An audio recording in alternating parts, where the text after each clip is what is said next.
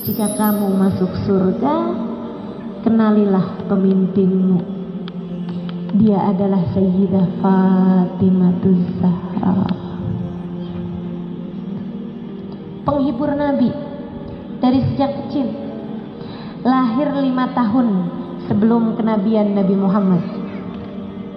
Saat Nabi berusia 35 tahun, lahir putri beliau yang bernama Fatimah Zahra, hiburan Nabi kala itu. Setiap kali beliau masuk ke dalam rumahnya, beliau akan duduk kemudian memanggil, "Ya Fatimah, mana Fatimah? Fatimah, sini nak, Fatimah." Kenapa hanya Fatimah? Karena yang lain dari putri-putri Nabi Muhammad sudah menikah pada masa tersebut. Beliau sayang-sayang putrinya, beliau cintai putrinya, ditanyakannya kabarnya, dan Fatimah kecil bercerita menghibur hati ayahanda. Saudariku sekalian yang saya muliakan, karenanya diriwayatkan satu kali Nabi Muhammad alaihissalam diperlakukan sangat amat buruk sekali oleh orang-orang kaum kafir Quraisy, disebabkan karena mereka sudah kesal sekali kepada Nabi atas apa yang dilakukan Nabi. Mereka pun kemudian memutuskan kalau Nabi Muhammad salat di depan Ka'bah, mereka mau lumuri Nabi Muhammad, mereka mau kotori badan Nabi Muhammad dengan kotoran unta. Sebenarnya itu bukan kotoran, tapi bagian dalam dari perut unta yang ditinggalkan oleh penyembelihnya dan sudah disembelih 2 atau 3 hari yang lalu. Bau busuknya meniup hidung siapapun, saudariku sekalian. Ada Abu Lahab, ada Abu Jahal, ada Umayyah bin Khalaf. Mereka berunding di dekat Ka'bah, siapa nih yang akan membawa kotoran tersebut nanti kalau Nabi Muhammad datang untuk tawaf kemudian sholat. Ditunggu sampai Nabi Muhammad mulai sholat, berangkatlah Abu Jahal musuh Allah itu. Dia kemudian meraup kotoran tersebut dengan kedua tangannya, berjalan dengan penuh kesombongan mendekati Nabi Muhammad alaihissalam. Ditunggunya sampai posisi Nabi Muhammad sujud, kemudian dijatuhkannya kotoran tersebut dari atas sehingga berlumuranlah kotoran di tubuh Nabi Muhammad sallallahu alaihi wasallam yang mulia.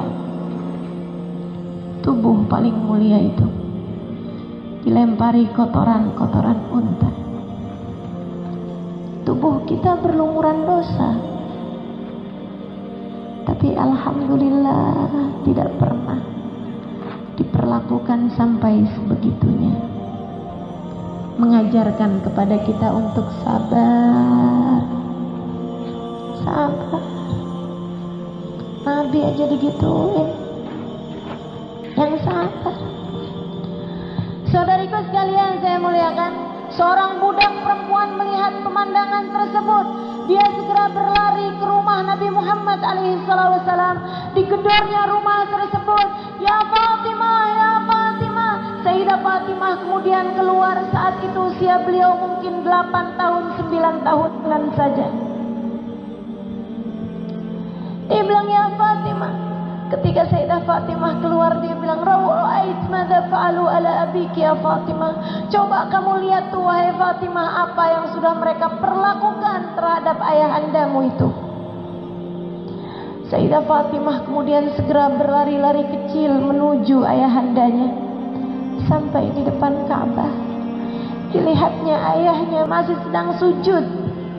Masih sedang sujud menghadap Allah Subhanahu wa taala, sementara bau busuk berasal dari kotoran yang mereka taruhkan di atas punggung Nabi Muhammad sallallahu alaihi wasallam. Sayyidah Fatimah mendekati ayahnya. Dia dengan tangan kanannya mengusap-usap, membersih-bersihkan kotoran.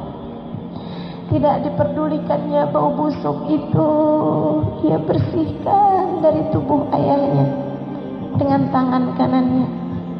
sementara tangan kirinya sibuk menghapus air matanya sendiri yang tidak berhenti menangis pada saat tersebut.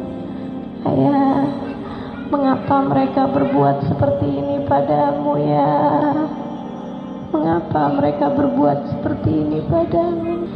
Nabi masih sujud sampai dirasakan tangan mungil putrinya Fatimah menghusap kotoran-kotoran dari punggung beliau yang mulia. Beliau pun kemudian duduk menyelesaikan sholatnya sampai beliau salam. Pada masa tersebut belum ada kewajiban keluar dari sholat ketika ada najis. Makanya Nabi melanjutkan sholatnya bahkan ketika najis berlumuran di tubuh beliau alaihi salatu wassalam. Habis selesai salam, sekarang Nabi yang sedih, bukan atas perlakuan kaum kafir Quraisy. Beliau sedih atas kesedihan Sayyidah Fatimah. Nabi sedih karena kesedihan Fatimah. Fatimah sedih atas apa yang mereka lakukan terhadap ayahnya.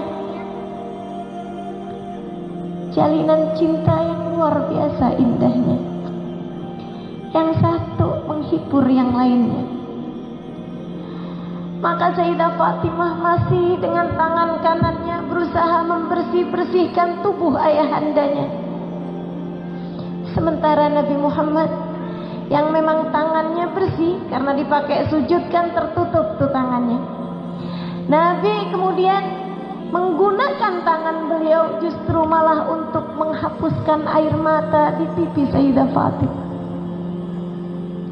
Sayyidah Fatimah tangannya bersihin najis dan kotoran di tubuh ayahnya. Ayahnya dengan tangannya mengusapkan air mata yang terus mengalir dari putrinya. La tabki ya binti, la tabki ya binti. Jangan nangis nak, jangan nangis nak. Sayyidah Fatimah dibilang seperti itu malah tambah nangis. Mengapa mereka berbuat seperti ini padamu ya? Mengapa mereka berbuat seperti ini? Nabi kemudian menghibur putrinya dengan berkata, ya Fatimah la tabki, saya Tio. Wahai Fatimah, jangan nangis. Akan datang hari nak, kamu akan melihat kenabian ayahandamu.